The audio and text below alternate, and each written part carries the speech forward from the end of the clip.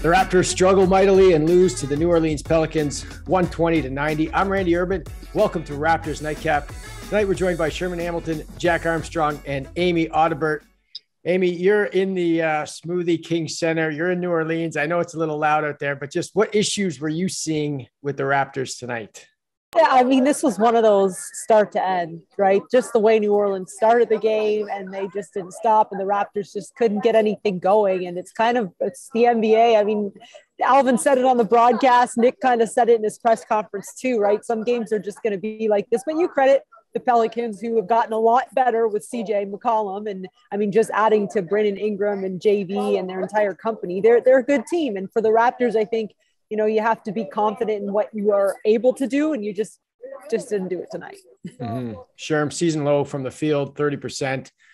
The number that stood out to me was 8 assists. That's the lowest in the NBA this season.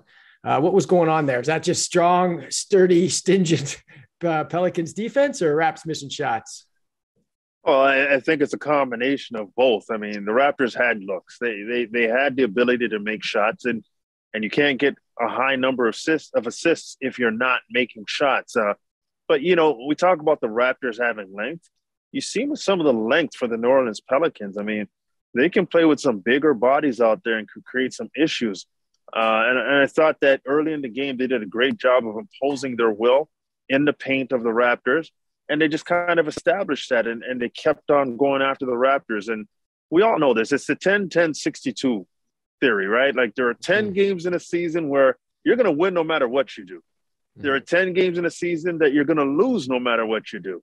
And it's the 62 in the middle that really matter. And I think the Raptors are on the 10. No matter what they did, they were going to lose this game tonight. And you just chalk it up, you throw it away, and you move on. And you tip your hat to New Orleans, and you just say, on to the next one in Minnesota. Mm-hmm. Before we go on to the next one in Jack Armstrong, I just want to comment on your mood lighting tonight. It's are you in New Orleans, or what? You got a party going on there? Yeah, I got a little party by myself going on. That's how lonely this game felt. Jack, what type of stuff were you seeing out there that contributed to this, you know, kind of bad loss? Well, to tag Sherm's point, you know, it's one of those nights where, you know, we talked about this the other night. These are the toughest ones to play right before the All-Star break. And they just didn't have it tonight. You could point to a number of players and you go, that's not that guy. Who is that person? Mm-hmm. That's not their normal game. I mean, you look at Gary Trent Jr. He's an excellent player, and he struggled. You know, Scotty Barnes didn't look right tonight. A number of guys were just kind of off. But to me, I look at the big picture, and I look at where they're at right now, and I look at how they've played, and you chalk it up to it's one of those nights, and now you got to get ready for Minnesota Wednesday night. It's the last night before the break. Let's see how focused Toronto is. Let's see how focused Minnesota is on Wednesday night, and who wants it a little bit more before the break. But, you know, I don't think there's a lot of things you can look at tonight and say this happened, that happened, but give the other team credit too. I thought they moved the ball really well. I thought their size inside, obviously Valanciunas, Hayes, McCollum's a great pickup. Ingram's a really talented player, but they had, you know, the Raptors tried to press. Yeah. The Raptors tried to trap. The Raptors went zone. They changed all their looks. They did everything. They changed different combinations. They threw the kitchen sink at them and nothing worked. Yeah. And just really quick, I want to stay with you, Jack, because you are the coach. I've noticed this a few times this season. The Raptors play a close game, they lose, and then the next game they kind of come out flat. And it's sort of the opposite of what I expect because there isn't that carryover. Why do you think that is? You know, it's interesting you asked that. I was thinking that during the game because a lot of times you're right. I mean, human nature, and obviously Sherman and Amy were terrific players, and they, you know, a lot of times you have that you want to bounce back from a horribly difficult loss, you know, where you have a chance to get a putback, and Jokic makes a great play to block Anunoby at the end of the game, and you want to get back in the winning column, and it was just like I don't know, it looked like you had everything drained out of you. Mm-hmm. No, it was definitely difficult and unusual, and I will say this too: as much as we've spoken about how tough it is playing in an empty Toronto arena. It's not easy playing in New Orleans on a Monday night on Valentine's Day when they have no restrictions from the city of New Orleans for the number of people that could be at the game. They just don't draw very well. And I think that has an effect on you as well. And but more than anything else, I was surprised, Randy, just like you. Mm-hmm. Amy, what was it like in the arena tonight? Yeah, I mean, it's funny because I caught myself looking around and thinking, I cannot wait for Scotiabank to allow 19,000 plus, because that, that's the home vibe that we all know. There was a lot of factors Monday night, Valentine's Day, and I think New Orleans is going to start showing up for their team again because they got some good players, but it certainly wasn't a packed arena. And maybe that would have helped. You never know. But again, I, in the middle of the game, looked around and just thought, wow, when Scotiabank gets the go ahead, it's going to be such a vibe for, especially I think the guys, just to be at home in front of that. And that energy it's certainly been missing. Were there a lot of Raptor fans there? You know what's funny, and they alluded to it at the end of the broadcast, there was a little chunk right behind the bench, and they were having a great old time. And you guys know this. There's Raptors fans at every arena. It's something I'm learning in my first year here traveling with the team is Raptors fans are all over. They come to every arena, and they were tonight. Even when they were down about 30 at the end, they were having a good old time. They did have some bevies, I'm not going to lie, and they were definitely cheering, "Let's go Rap!" And so I think that was nice. Right? That was nice to see for them because they could have went in the back and reversed it over to the team that was up, but they stayed. Well, they probably kept thinking like all of us, like, okay, here's the time where they make the run. Here's the time where they do it, and they just never did. Yeah. And I mean, I thought anytime they did do something, again, New Orleans, they just responded tonight, right? It was like a quick transition hoop the other way, or it was like just a nice shot. And they got it the one time to Brandon Ingram, who took Fred one-on-one into the paint. Like every time, again, you'd think for the Raptors, it only takes one or two big shots or big looks, but there was response tonight. And so it is what it is. Here we go. And you have to tip your hat to New Orleans. We talk about this all the time. The first few minutes of that third quarter, how do you approach it? New Orleans comes out and goes on a 9-0 run right out the blocks. They extend their lead, and they really take the wind out of a sail of, that the team's trying to come out the locker room and really throw it at you.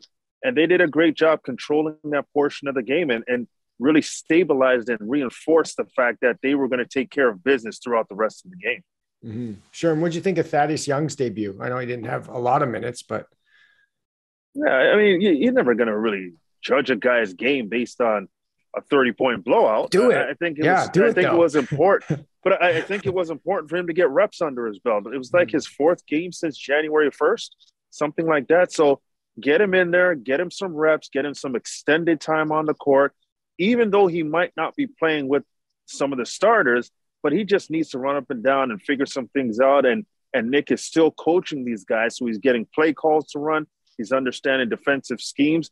It's about getting the reps under his belt right now. And even the 30-point loss, and they were talking about it on the broadcast, there's no garbage time. You got to play hard, and you got to continue to work at what's happening on the floor.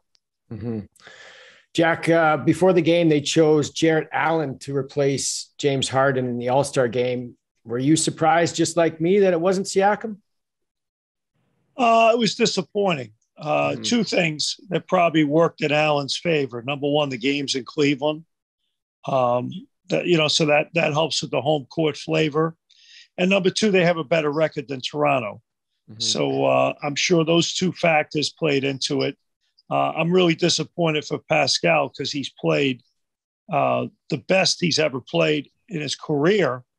And 2 years ago, he was an all-star. He was all-league, and he's playing better than that guy. Mm-hmm. So that's the disappointing element of it. And who knows, maybe something happens where Zach LaVine can't play, and maybe that is an opportunity for Pascal to get in. That would be really nice because he deserves it. He's played great, great basketball. And to me, it would be, disappointing if he doesn't get in. Obviously, the clock is ticking here now because the All-Star weekend is this weekend. Mm-hmm.